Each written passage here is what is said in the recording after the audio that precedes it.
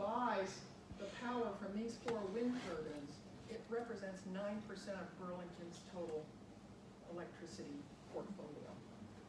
4 turbines. How many turbines would it take to get to 90,000 EVs, which is about, well, there's what, 250,000 cars in Vermont registrations. It would represent about 36 of those wind turbines that you just saw on Georgia Mountain, when you just do rough math. So it gets you a perspective.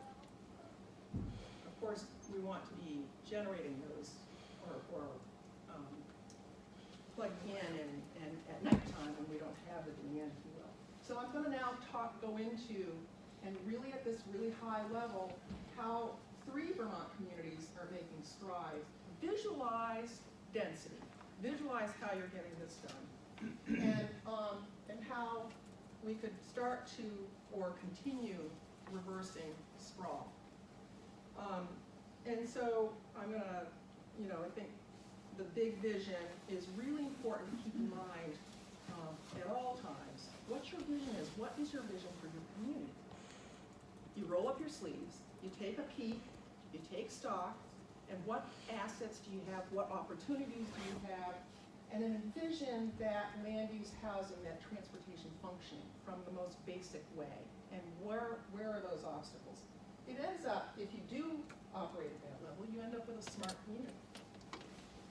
So I know many of you have seen this before. I'm going to credit Dan Jones for this incredible image.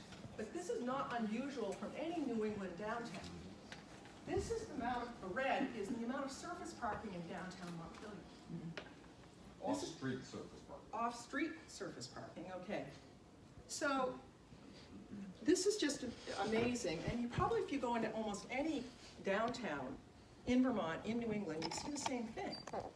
We are beholden to the automobile. And so what happened is Montpelier, in its model, went on to have a design competition, and this is the winning design, a sort of a corridor plan that's based on buses and rail and interconnected infill of housing and whatnot. So they're thinking big, and that big picture could actually help think in a corridor way. Other communities could think how they belong, how they connect, how they can actually move people from town to town. Brattleboro. Excellent example here, and I think we're going to hear a little bit more about Brattleboro, so I'm just going to breeze over this, but just imagine infill happening. I was driving through Barrie last night, getting here, and I was looking up into the 2nd and 3rd floors on the main street in Barrie, and they're all dark. They're not infilling the way they could, and part of it is the high costs or the requirement of an elevator, or whatever, but if you begin to start to think this way, this eliminates the need for a car.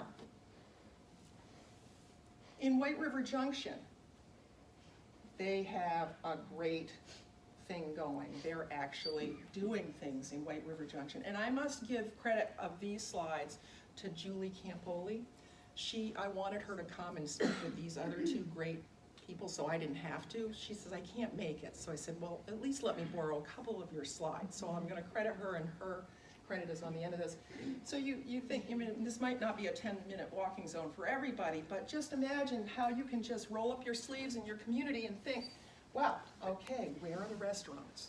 Best place to put a charging station, a fast fill charging station, is at a great restaurant, so that you can actually just stop there and fill up your car and actually spend some money and eat. And then there's the Amtrak service. They're blessed with having rail through their community. And so they look at it respective to the places of interest. And then they have the bus system that's connected on that. And so this is just an example of going to your community, getting a map out, rolling up your sleeves and saying, well, how do these things connect? What's missing? What's working? You get the potential of a community rail. And that's a lot of discussion about that. And so that is really the making of beginning to start to see how you can connect neighborhoods, how you can actually see the features and where the infill can happen. And there's a whole bunch of slides that probably other people can show you on this, how well they're doing with putting housing downtown and whatnot. So I'm going to just say, I think community rail, it's actually in Wiki, community rail, not passenger, not commuter, but community rail, is in Wiki defined. It's been happening since the 90s in Eastern Europe, in Britain. And we have 90 train stations. And we have now rolling stock called bud cars that have come to Vermont for a potential of having community rail connecting and could connect our communities.